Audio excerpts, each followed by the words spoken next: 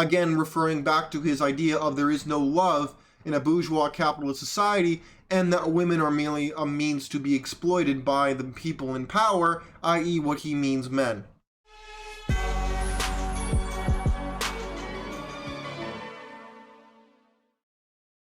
Ladies and gentlemen, welcome to the Sheared podcast. I'm your host, Austin Creed, and my friends, you're in for a treat. Today, we're going to break down how Karl Marx fractured the nuclear family. Now, I'm probably going to break this into two parts. Reason being that this is a very complex and very deeply philosophical issue, and I really want to take this from the 19th century all the way up until the modern dating marketplace, why I came up with the idea of biblical bachelorism, all of it. I want to touch on all of it, and we're going to do that. So that's probably why I'm going to split this into two separate sections so that it's not just like a super long single show. That being said, I'm probably going to make a lot of political statements. You're going to hear where I stand on it. You're going to hear about the history of the Communist Manifesto, might even bring up a little bit of Das Kapital. We're going to talk about how the womanism feminist movement was born from the Communist Manifesto itself. We're going to talk about all of those things. So strap yourself in, you're in for a treat. What I will tell you is throughout this show, you might have the desire to express yourself, whether you agree with me, you think I left something out, you disagree, you want to say something, all of those things are welcome. I welcome you to leave your comments below because people don't like to talk about these things. I have not heard somebody really break this down. Maybe it's true somebody has, but I haven't seen it. So in the desire to truly set the record straight, we're going to go through this. I've heard other content creators talk about this in passing, but we're going to break all this down because when we talk about the sheep getting sheared, it's not just something that sounds kind of fun to say. The sheep is the average person. And instead of just slaughtering, they'll shear you to come back for more. Because it's a constant supply of resources. So when I look at the government today, when I look at how the corporations and the government have largely begun to work hand in hand against you, I understand that a lot of what I might say might seem socialist or communist, but I am not a communist. Communism is evil. Socialism is evil, in my opinion, because it takes hard work and gives it to the bum, the mook, the person who doesn't understand the value of the dollar, the person who would rather shoot up drugs in the street than get themselves out of bed and go to work or struggle to build something. That being said, I'm not going to putter around anymore. We're going to jump right in and right into the belly of the beast. And what we're going to do is I'm going to bring up Karl Marx himself in his own writings. And we're going to break this down, okay? So this is called the Marxists.org. This is a collection. If you go onto this website, it's a collection of a lot of things that Marx, Engels, Trotsky, Lenin, all of these people have said. Letters, documents, books, a lot of these things that they've said. But one thing that I really want to highlight is this right here. This section right here, and I'll read it to you. It reads the following. The bourgeoisie sees his wife a mere instrument of production. In this case, the bourgeoisie, he's referring to the man. For those of you who don't know what the bourgeoisie and the proletariat is, it's communist rhetoric for the haves and the have-nots. The bourgeoisie is the middle class, upper class. The proletariat are the working class, the lower poor people. So in this case, he's comparing men as the haves and the woman as the have-nots, or in other words, the man as the oppressor and the woman as being oppressed. And in his own words, this is the Communist Manifesto in 1848. He says the following. He says, the bourgeoisie sees his wife a mere instrument of production. He hears that the instruments of production are to be exploited in common and, naturally, can come to no other conclusion then the lot of being common to all will otherwise fall to the woman. In other words, he's saying that because the bourgeoisie or the men see the women as mere instruments of production, they are a means to be exploited. That is what he is saying. And not only by that man, he's saying in general by society, women are to be exploited, is what he's saying. He's saying that women are being oppressed by the man. That is why he did not like the idea of the nuclear family. He thought the nuclear family was something akin to slavery, akin to in bondage. And it was his desire to see the woman freed from that bondage. But don't worry, if it sounds too good to be true, it is. We're gonna explore what he would have instead. Let's keep going. Let's go back to what Karl Marx said. He said, he has not even a suspicion that the real point aimed at is to do away with the status of women as mere instruments of production. For the rest, nothing is ridiculous than the virtuous indignation of our bourgeoisie at the community of women, which they pretend is to be openly and officially established by the communists. I understand this might be a little hard to grasp because he speaks in very old language that's more old school. He's not a modern writer. This document is over 150 years old, but and translated at that. But here's what he's saying. The communists do not like communism. The communists do not like capitalism. Capitalism is seen as the enemy, as a system of exploitation. The same man, Karl Marx, said that there is no love in a bourgeois capitalist society. Use is the only currency in this bourgeois capitalist society. So he's comparing this use as the only currency to women being instruments of production.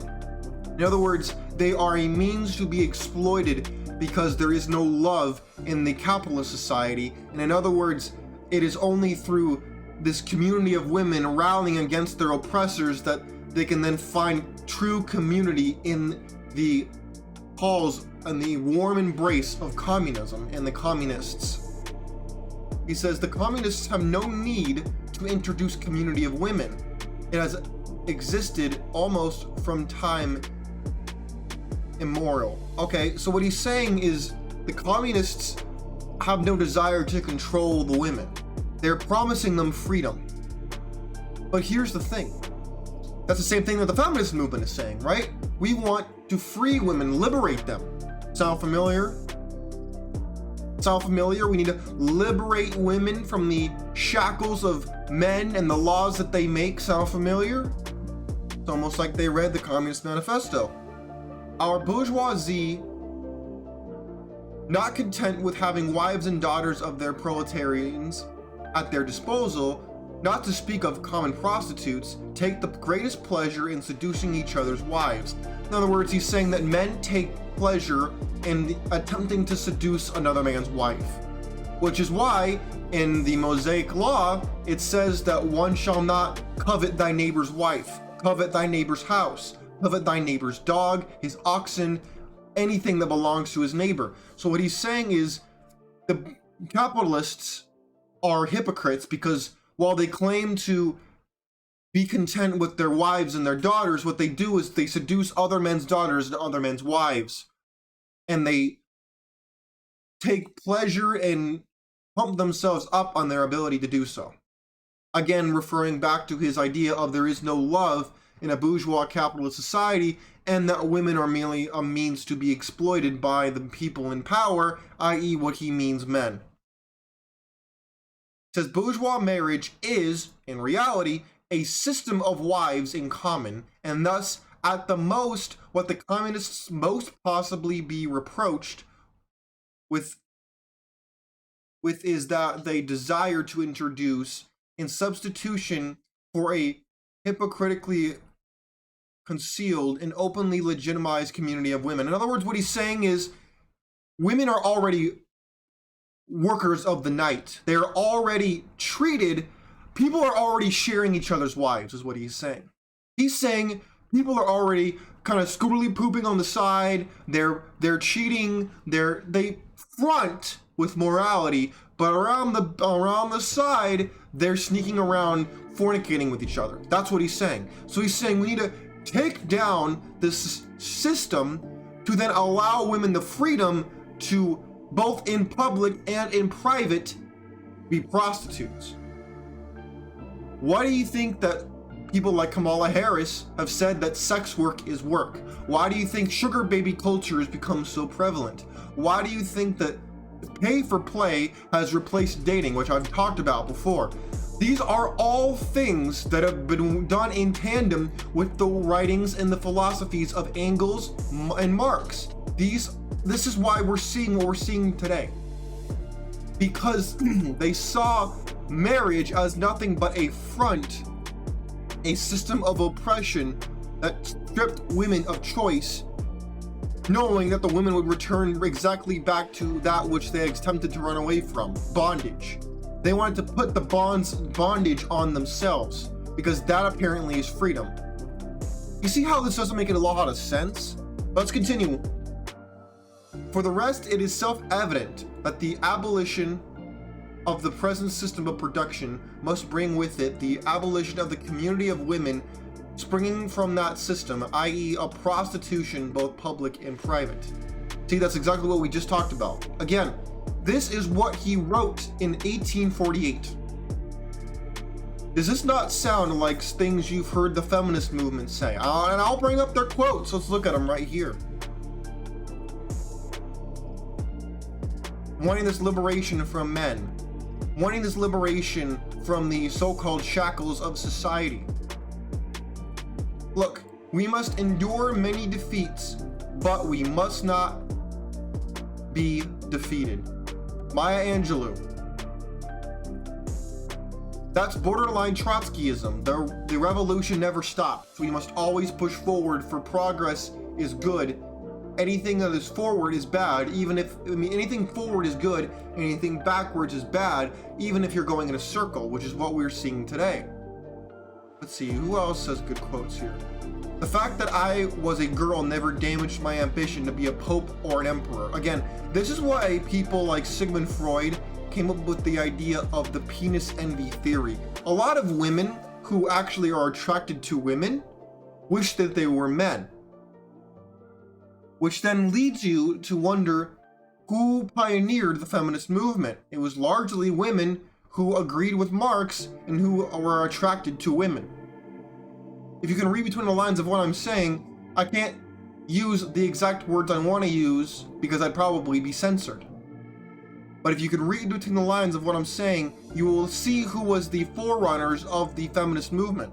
It was not the housewives with signs that you've been told, because that is exactly what Rockefeller and his friends, the robber barons, wanted you to believe so that you'd vote for it. Because they knew that if they could, in their attempt, they were so greedy that they knew where this would go, but they knew that they stood to make money and make their counterparts in the government happy by adding more tax revenue and thus helping to erode the family by corrupting the children. As Lenin said, give me a generation and I'll control the next 10, as I believe what he said. And then if you then lead forward, you say, if we have control of the children through daycare, through public education, through entertainment, through social media, we then see the society we have now. Every woman has the same software of, I don't need no man. Men are oppressive. Women need to be freed from men. You hear this in different words and in different ways from the actions of women across every Western nation and increasingly amongst the Eastern ones as well. That's where we're going to leave the first part. I mentioned at the beginning of the show that I wanted to split this most likely into 2 different parts, because at the end of the day, I don't want this to all just be one long form video, because at the end of the day, I think it's hard to digest everything that we've talked about thus far. So what we're going to do is I'll put this video out at 5 o'clock tonight, and then tomorrow morning at 9 a.m. Mountain Standard Time is when I'm going to release the next part of this series, and that's when we'll pick it up then. So Again, in the meantime, you're welcome to put down your thoughts about what we've talked about thus far. I look forward to hearing about it.